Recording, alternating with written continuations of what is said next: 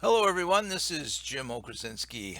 In this week's lecture video, I should say the week 4 lecture video, we're getting into chapter 2, which is all about researching those topics that you wrote about in discussion board number 4. I've graded and commented on your topics. If you haven't completed that, I urge you to please finish up those discussion boards, especially 1.5, so we can take a look at a topic. As I said in my screencast, the course is definitely picking up some heavy steam right now, right? So, this unit is all about researching. That's why I have a picture of about the library in the week 4 unit. So I'm going to grab this, and I want to point out that not only are we working on research modules to give you some background, the discussion board is due this week. You should, in many ways, begin doing some research for your topic. At the end of this lecture video, after I run through the PowerPoint on Chapter 2, I will explain the annotated bibliography, the assignment, and what I'm looking for in those sources. Okay, so in the day of COVID, like I say here, I have all of these links up to videos on how to search the library. I'll cover a couple of them in my PowerPoint, but this section is critical in looking at resources for your research. All right. So, this also, I've uploaded a copy of the chapter 2 PowerPoint here in the course unit, right here in the chapter 2 breakdown of assignments. All right, so you can find that there. So let me get to chapter 2 PowerPoint here, and I have everybody writing discussion board number 5 about evaluating online sources. And in this day of information technology, we have many, I'd say the most serious issue that we have to deal with, not only as individuals, but as instructors and as researchers and academics, is the ability to evaluate online sources. Everything is not as what it seems, so you have to be able to really review your sources. Are they have the depth to support your research topic? Are they from reputable sources? So let's go back to the very first discussion boards and even the critical thinking essay, where I had everybody look at the discussion board, write about the qualifications of the author, whether it was Twenge, some background on qualifications, Lukianoff and Haidt, their qualifications. So the idea here is to look at exactly how the author establishes their credibility, okay, and then how to summarize and then respond. So if you look at the activities from the very beginning, it's going to really connect into what we do in the annotated, and I want to point out some aspects of chapter 2.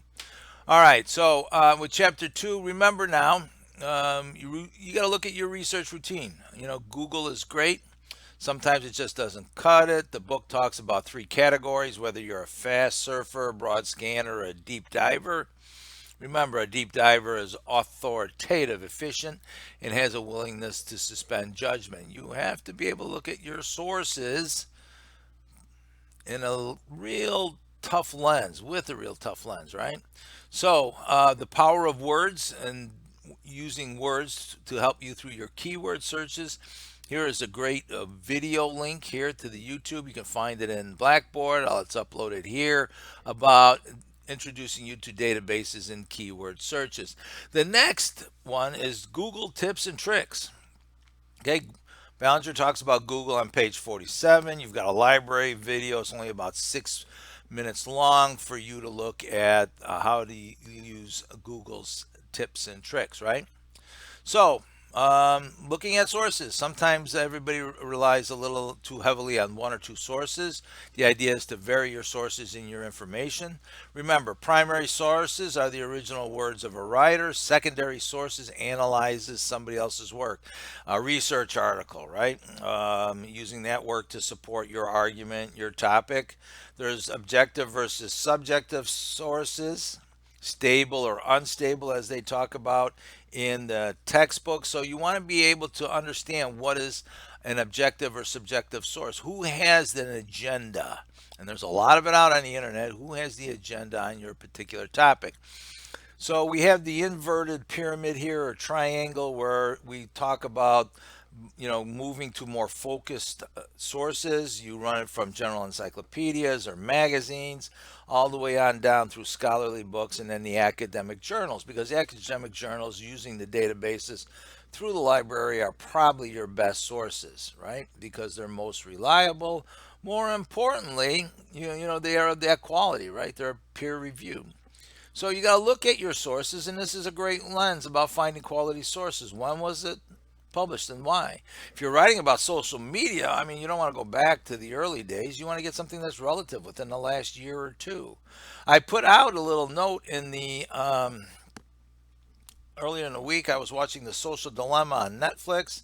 If anybody's writing about social media, technology, anything like that, I'm going to give you that one. If you have access to Netflix and you can do this, I'm not saying you have to incur any cost or anything, but I would urge everyone to watch that particular documentary. Right? Journal articles and often cited authors are critical to research. People who work in your field. We also get in the whole idea that why are not all books alike, right? We did that textbook question, right? Critical thinking, the instinct to pause and consider before rushing to judgment. So when you read and think about what you have, just don't assemble quotes.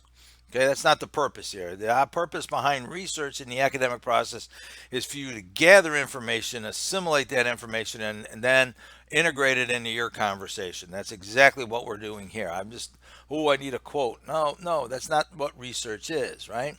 So evaluating online sources is critical. Look at government or educational sources. Favor web pages that have recently been updated. Document their claims. Are they supportive? Do they have solid evidence, right? So you look at figure 2.6 on page 54 in the textbook. They talk about how you can evaluate sources, and that's really a bit of discussion board number 5. So I'm not going to spend a lot of time on it. The goal here is to always achieve a focused knowledge. Looking at the literature, looking at the patterns, looking at your sources, and doing research, the mechanical end of it, you are constantly reading and thinking. Does it increase your knowledge about the topic? This is why we do research. What does it add to your conversation? Does it support your thinking? Does it shift your thinking? How and why does it shift your thinking? I don't want you to regurgitate information in that research report that we talked about earlier in the semester. I'm looking for you to actually tell me something new. Look at your research. What have you learned, right? Also, in looking at research, you can't interview people and you can't interview experts. And I know this is an 8-week course and its time is limited, but you can interview people. You can check faculty, you can search the internet, you can talk to friends or instructors. And I'll get to the annotated shortly. And I don't want to run too long on this, but sometimes on these lecture videos, there's no other way to run a little bit longer, right? So most people who really are researching and working on something are really giving with their information. For example, in a 102 course, I had a student writing about campus sexual assault, and she actually got an interview with the VP at the college about campus sexual assault. So what their policy was. So it was an interesting addition to the research project because it added some context, right? We'll talk about theses as we move along, so you want to run through that on page 71. So I really want to get to the evaluative annotated bibliography. Now, I did cover this a bit in the screencast video, but I'm going to come back to it. We all know some of the basics, right? So right here, you need 8 sources. Okay, a minimum of 8, not more than 10. These sources and this information has to support a research essay of 8 pages or 2,500 words. But this is looking at 8 sources minimum. Now, I give you 4 categories, 4 criteria here. You have to open your annotated bibliography with an introduction. I say that right here, correct? Then it's published books and articles. So I'm looking for something that is rather substantial, something that might be a scholarly article from the databases, or it's got to be a really reputable magazine or newspaper article through the databases. Washington Post, New York Times. You can search all of those through the databases. Our librarian, shows you how to do that in one of those videos, right? So I'm looking for a cross representation. At least two of your sources should be scholarly in nature. Then I'm looking for internet sources, right? So often sponsored by organizations, businesses, governments, okay, blogs, discussion forums, something a little bit more informal, but they are internet sources. So I'm looking for possibly two in that fall into that category. Next category is multimedia sources. This category would include documentary films, TED presentations, significant items from visual media. I would recommend this, at least one or two sources there. Okay, YouTube, if it's acceptable, if it's got a reputable base. A lot of TED presentations are out on YouTube. A lot of nice documentary or shorts are out on YouTube, but it has to be significant. Okay. And then the last category I have here is living sources or field work. Now, in the day of pandemic, we're not going to have you go out and do field work. It's just virtually impossible right now, right? So we can set that aside, but I leave this in there because this is a standard assignment I use for all courses. So the idea here is living sources. If you find an expert to interview, you can conduct a email interview. If you have somebody, a friend, or maybe somebody you know that is experiencing problems with social media and depression and anxiety, a person could be interviewed. All right. You can use maybe one interview. All right. That's about all I'm looking for. You need 8 sources. That means you got to add another item from one of the other categories. Okay. Now, your interview, let me say this, your interview must be complete. By that, you need the person's name. Look how to cite an interview. It's in the MLA section in your textbook, and it has to be complete and it has to follow the annotation guidelines. So I want to be clear about it. You're not going to turn around and submit a annotated bibliography that says I'm gonna interview somebody. I've had that recently. No, it needs to be complete. It needs to be in there like you would an article or a documentary or any other source. All right. It needs to be done.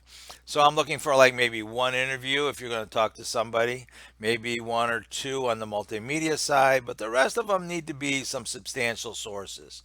I can guarantee you that if you give me like 2 interviews and 3 videos and maybe one or two obscure internet sources, your grade will not really be that high in that annotated bibliography. So let's put that to bed right now. All right. So be judicious, the idea behind this.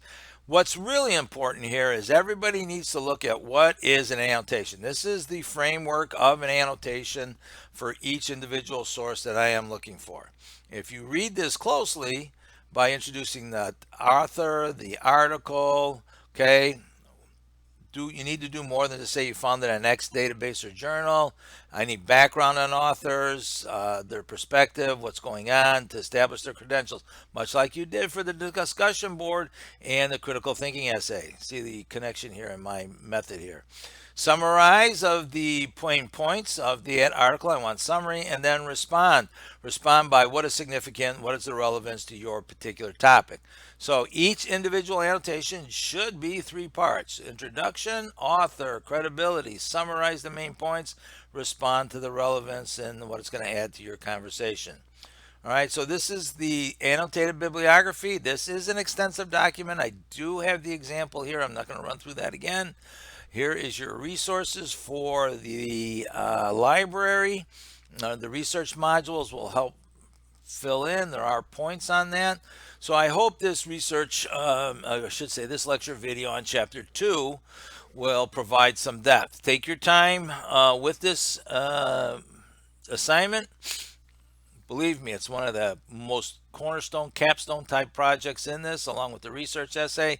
It's 20% of your course grade. So if you have any questions on this or issues, send me an email. All right. Good luck and stay safe.